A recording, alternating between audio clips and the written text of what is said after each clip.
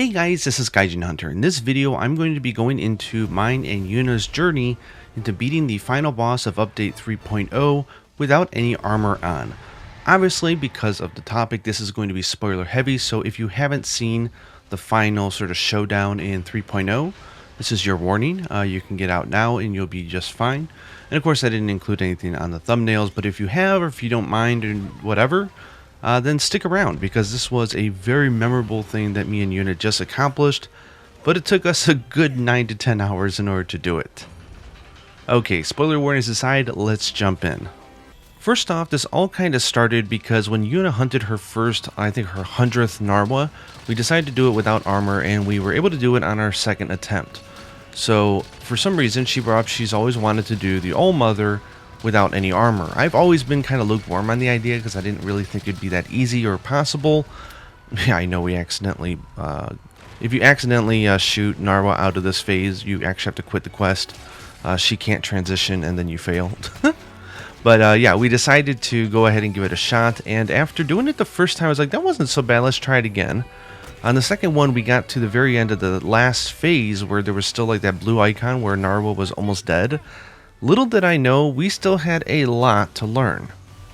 I am not exaggerating when I say that we spent about 9 to 10 hours on this over the weekend, because pretty much one hit in the last final phase and you're done for. There's lots of ways to just accidentally break your concentration to a point where you do something stupid, you get too aggressive, you wire fall in front of Narwha, which is a recipe for disaster.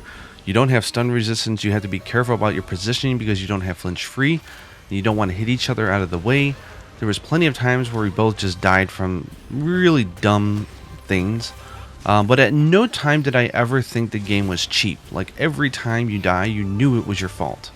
And that's what made it frustrating, because we always would get very close and then blow it, and we knew exactly why we blew it. So it was really hard to train ourselves how to be more restrained, how to really wait for golden opportunities, how to not lose focus, and there's no really way to learn that except just going and doing the work and dying over and over again, because then you start to figure out the points in which you panic, you get things wrong, you forget where are the areas where you can die. And so I think us putting in the time has made us much better hunters, and I'm really proud of her and myself for being able to accomplish this feat. So right now I'm just showing you just a few of the hunts that we did in which we carted, just to show you how many different ways you can accidentally just die. It's very easy. Like here, you never ever ever use all your wire bugs against Ibushi, even though he's pretty easy, because you always need one to get out of the way in case you get launched in the air, because he will juggle you. Stuff like that. Making sure that you're watching out, like here, I'm the one riding Magnamalo. Watch Yuna's health bar. She accidentally almost gets killed by Magnamalo. So he's a great tool, but he also is a monster when you're not riding him, so you got to be careful. Anyways, I think that is enough of the deaths. We actually had a lot more. Another thing I'll say is, if you're lucky enough to play with another player, always ask them, hey, is it okay to enter now? Because this is the one time she forgot to ask me. So she just went to camp after carting, she refilled, and then immediately came down, and in the moment she came down, she was right in the middle of a laser, and there's nothing you can do about that. Like, that's it. Anyways, enough talking about all the failures, let's go to the run. Midway through, I sort of told you, and I was like, hey, why don't we record this? I think that'll last longer and it'll be a good memory. And so she agreed. She's using the Ibushi Greatsword, which has long blue, so she doesn't have to worry about sharpening. It's got like 200 attack and some dragon, so it's very decent. I'm using the Spiked Bat, Sword and Shield. Sword and Shield's just been one of those things that I've been really into lately. And the blue sharpness here is actually pretty good because I am using the Shield Bash combo primarily. I didn't want to be risky, so I did not use Metsushoryu Geki, which is my favorite way to play the weapon. I did choose the Windmill just because if I ever found myself in a situation where I knew I was going to get hit, at least I had a way to be completely invincible, which is really important when you have no armor on. It's actually really funny, even without armor, Ibushi will not one-shot you unless it is the Dragon Ball of Energy or the Tail Slam. There's a few other attacks like the Beam, But in general, just his normal body attacks, outside of like those big ones, won't kill you, which is kind of nice. So you might go through some high potions, but it's not a big deal. For this one, you really got to memorize the patterns of where these ballistae pop up. If you do, and it sort of reminds me of the Fatalis hunt, if you do enough damage, you'll get a special down here. Now, if you notice, I'm using not the shield here, is because I didn't want to get the KO too early. If I get the KO too early, it actually messes up Yuna's true charge slash. That's right, she doesn't use Rage Slash, nor would I suggest it if you're using no armor, because you can't take much damage at all. But we had to really work on spacing, so she would take like right sides, I would take the left side, and we would just try to have to time these things out.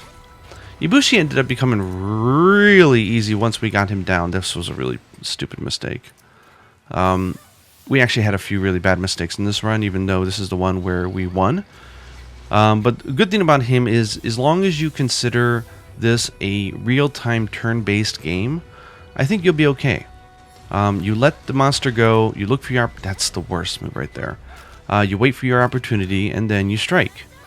I'm greedy, so I constantly get hit by that tail swipe, but you'll learn to look for it when he puts his fist down with the dragon energy and it blows up. He then does a tail swipe. I later learned that I could jump into the air to avoid it, but sometimes I still got greedy and I forgot. After all, when you've been playing like 9-10 hours, you're mentally just exhausted at that point. So I do recommend not trying to do it all in one day. If you're having a hard time, just, rest up. I think you'd be better the next day. But anyways, the strategy here with Ibushi is quite simple. We're just trying to break all the parts on his body that have those little wind icons. And because we were able to, and we split it up, we were able to get another down. You don't need to get the other down.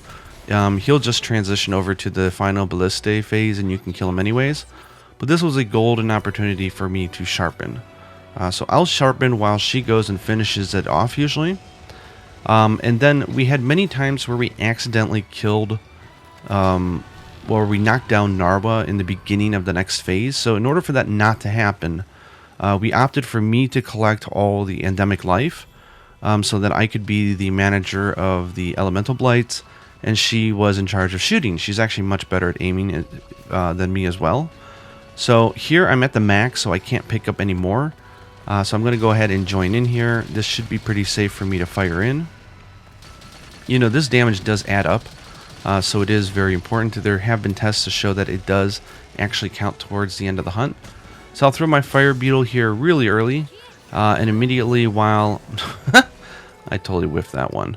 While Yuna is dealing with Narwha, I'll quick grab the other beetle, and I'll also grab this little thing on the wall, which will help take a little damage for me in case I get hit.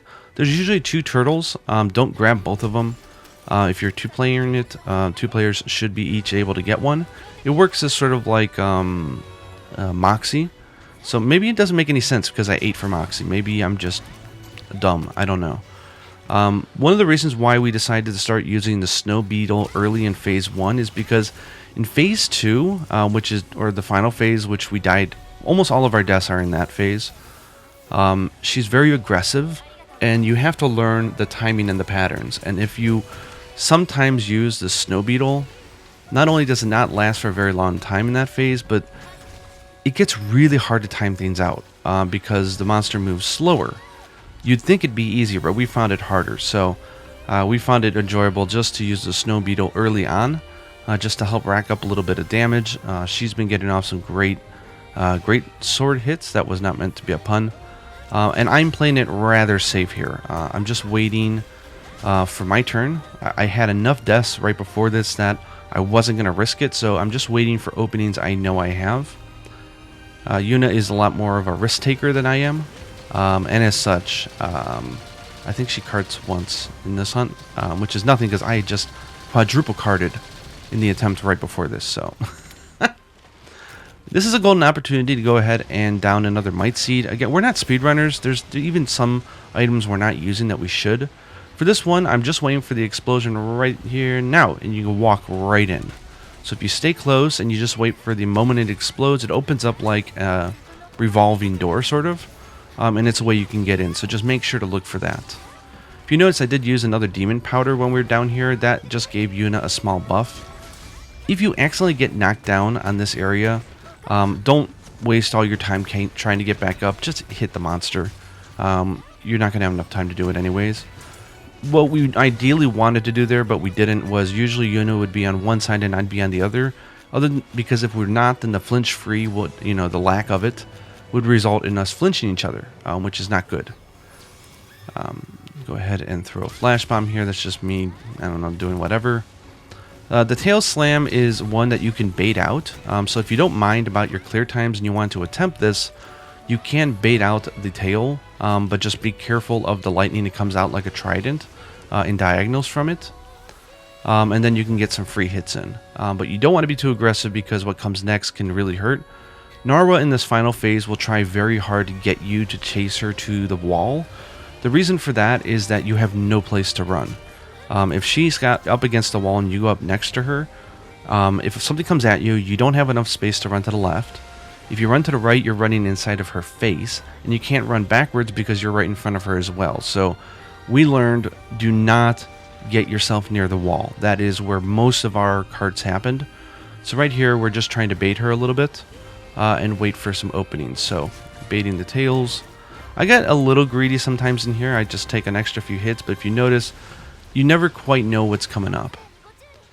If she does that attack, Yuna taught me that you want to use the wind to get up in the air. It's much better than hiding behind the rock, because then you miss your opportunity to do some hits. If you notice here, the lightning's much easier to deal with when you have good distance.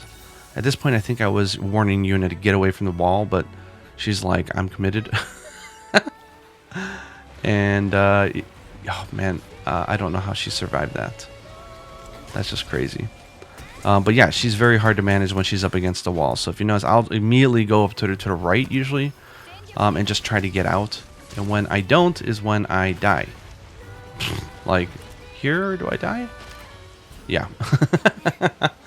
So the turtle helped me once, but that was about it. But we had insurance, which is good. We had Magnamalo appear, which is great. I actually prefer Magnamalo and Kushala. Teostra I find a little hard, not only just to do a lot of damage, but just a little bit harder to manage. So I was pretty happy to see Maggie show up, even though I think Kushala is probably my favorite for this hunt, personally. I got down with just enough time. You definitely want to make sure that you grab the third wire bug here, so you can do more attacks. Quick zip, and Narwha thought she had him, but she didn't. So never give up. If you think you're almost out of time, but you think you can get it, you may as well go for it, right? So after a bunch of times of failing, I think we came up with a lot of different strategies. Like, we actually retired a few hunts if we carted too early, and said, look, we need at least 2 carts available for the final phase, just in case. One thing I noticed here is do not chase Narwha after this down. She will go to the middle, and then you'll get flinched by the air blast from her roar. So if you notice, what I do is here is I hit her a few times, or I don't. I immediately get away. Because if you're anywhere close to her during this point, you're going to get stunned, and then you won't be able to ride up on this platform really fast. There is one platform that seems to be a trick platform, where there is one thunderbolt that comes at you and will hit you even though you're on the machine gun. You have to be mindful for that, so you can hold R in case you accidentally get the bad one. It doesn't happen that often, but it does happen. So here, same strategy, just waiting for the open doors. You can actually get pretty close to the blast. The radius is actually very small. I'm going to go ahead and pop a powder here. I think I get flinched, if you notice here. This is what happens when you don't have flinch free. Don't count on getting a down here. You won't. So immediately just try to get to the cannons. If you're really lucky, you can get it down here. I think I hit the back too many times and didn't do enough damage to quite get the down, but it is possible to get it down here if you aim it better than I did. But unfortunately, we weren't able to because I screwed it up. But then again, we didn't get it most of the time, so I wouldn't beat yourself up. So now we're in the final phase, and this is the phase that pretty much all the carts happen. It's very hard to tell what's going on, and she can trap you against the wall very easily in this phase. So if you can get to this phase, this is actually a good move. If you have, I don't know why I canceled that, but if you actually have the distance, you can run in and punish her on that one. But for most of this fight, what you want to do is just bait for the tail. Make sure that you are not up against the wall, and only take combos that you know you can get. Like here, I'm like, get out. When you try to evade, never evade in front of Narwha. She will generally do a lightning bolt and kill you. Try to go like to the side or something like that. Here, Yuna actually goes in for hits. I cannot deal with this attack. I get hit a lot, so I actually set that one out. Try not to get overzealous, because I think Proof of a Hero, that theme song, really just has an effect of having people cart, because it makes you feel so courageous and so valiant. So here's what I'm talking about. Get away. It sucks you in a little bit, but if you get away and you wait for the second lightning here, she's actually got quite a big opening here. So it's a good idea to go in there and do a punish and get out of the way really fast. Again, remember, we're not running towards the wall, and this is the reason why. You need space to get out. Always make sure you have that extra wire bug as well. So Yuna's playing pretty aggressive here, getting in some really good hits. Using that Z, L, and A move for the greatsword to zip out of the way when she needs to. I've got my little kunai if I need it. And overall, we were doing really good. Like, this was a good run. She got wasted by the charge. It happens a lot to me. So here I'm playing it kind of safe. She had just died. I wanted to wait for her to come back. I was trying to just keep an eye on the situation, so she can ask me, is it okay to come in now? And I'd be like, don't come in now, don't come in now, or whatever like that. And I'm just playing it safe here. Just notice, again, the open space that I'm keeping between the two of us. And here comes the tail, and I told Yuna she can come in now. I think she's already down here now, yeah. And we're going to go to town. Here, I could have got greedy, but that would probably have been a good way for me to cart, because I would not be ready for this charge. So again, this move I suck at, so I sit this one out. Yuna is the MVP here for going in for the hit, because it is a free zone if you can get up there. And then she gets out. So yeah, she has this down really good. I've died to that thing probably 100 times, so don't feel bad if it gets you. She says the best advice is to just keep running forward. If you're being chased by Narwha, don't try to emergency evade, because the thunder on the ground will get you. Don't try to wire bug out of the way. Don't try to run under her. Just run away like you're running from a Diablos. Just run straight away. She says that you can often make it. I haven't really pulled that off so much, but you know, we'll see. I'm being very careful here about the thunder here, because there's so many times I died because there was like a little twist in the thunder that I couldn't get. But overall, this is the flow of the hunt. Hopefully you'll find it interesting. It might seem a little boring doing naked runs, as we call them, because you do have to be very cautious unless you're like a professional hunter, which I'm not. We're much more casual. But it was a lot of fun, and we learned the monster a lot, and I have an even deeper appreciation for the hunt. It's just a fabulous, fabulous ending for the game. Really fun hunt, and it shows that you can beat it with no damage or no armor if you are really good enough, which means it's a really good designed hunt. So we go ahead and we take our shot here. Yeah, so I hope you guys enjoyed seeing this run. It's not our most optimal. We're not being aggressive. We're being very passive, but I wanted to share this amazing moment with you guys, and also just to make a video so that I have a record for it, because the last few months, like with this game, have been some of the best hunting times of my life. Just me and my daughter geeking out.